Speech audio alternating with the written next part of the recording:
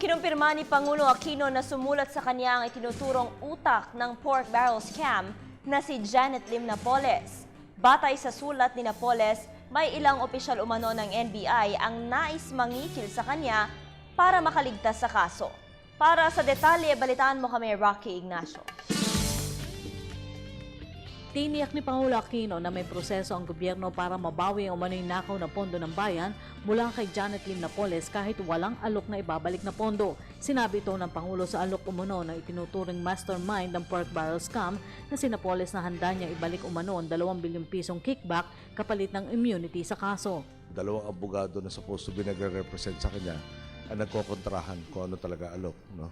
Number 3, yung last na sinabi sa akin sa finances, o narinig ko sa finances si Ms. Napoles, nung nasa ospital ng Makati siya, inaangkin niya na wala siyang pondo, pambayad doon sa ospital.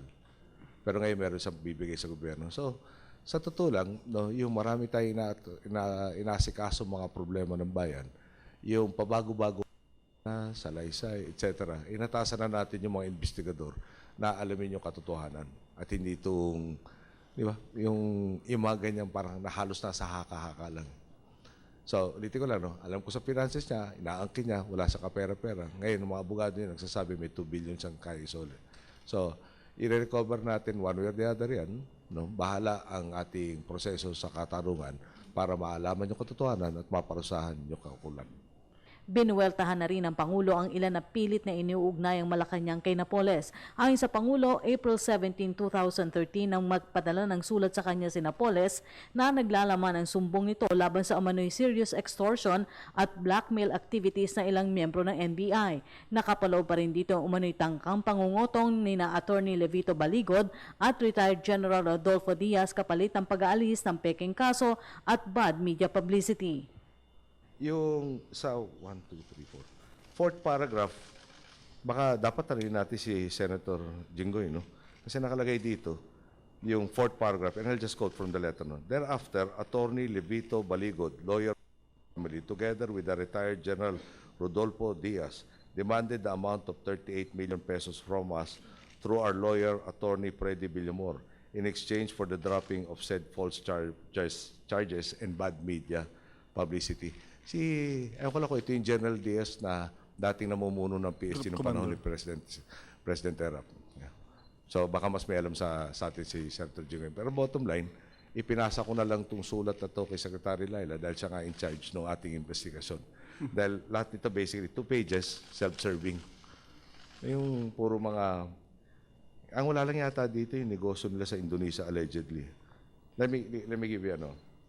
This is... 1, 2, 3. This is the third paragraph on page 2. We are decent, law-abiding citizens all our lives. We are not kidnappers. We are not criminals. My family and I are legitimate businessmen.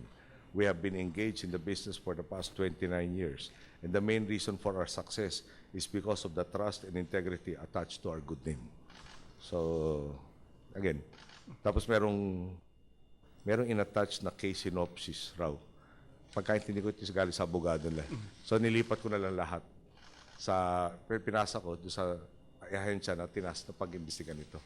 Dagdag pa ng Pangulo, walang dahilan para lapitan siya ni Napoles para umano makipagtransaksyon. Siyempre, interest niya, allegedly, di ba? Yung pag-secure ng PDAF. Nung nag-oposisyon ako, wala akong PDAF. So, wala siyang interest na maging close sa akin, dahil wala siyang mapapala sa akin. At kung sakali mo may PDAF ako, palagay ko may enough of a reputation ako, hindi ako lalapitan kung medyo hausaw nangyayari doon. Okay. But having said that, di ba nung umpisa nitong isyong to may pinakitang litrato na kasama ko siya sa litrato sa Cebu. So nagkataon na may pinuntahan akong birthday party, na bisita rin siya. Tapos pag may lumapit sa akin, pwede ko ba magpakuha ng picture? No? Pwede ko ba sabihin maski kanino? No? Ay hindi, ako, di kita kilala. Siguro, ay, politika ako, tumakbo ko, no? Kung ginawa ko yun, palagay ko, hindi na ako nahalal ni minsan. So, part of the risk of the job, no? So, nagpako ng litrato, pero yung may litrato kami magkasama, yes, close kami, medyo sobra naman yata ang extent. No? At ulitin ko lang, no? Sa mga nagtatanong niya, balikan ko lang kayo. Anong pakinabang niya maging close sa akin kung ang habol niya ay maghanap buhay doon sa PDAF? No? Kaya, lagay ko lang, kung siyempre under process lahat yan. Para sa Telebisyon ng Bayan, Rocky Ignacio.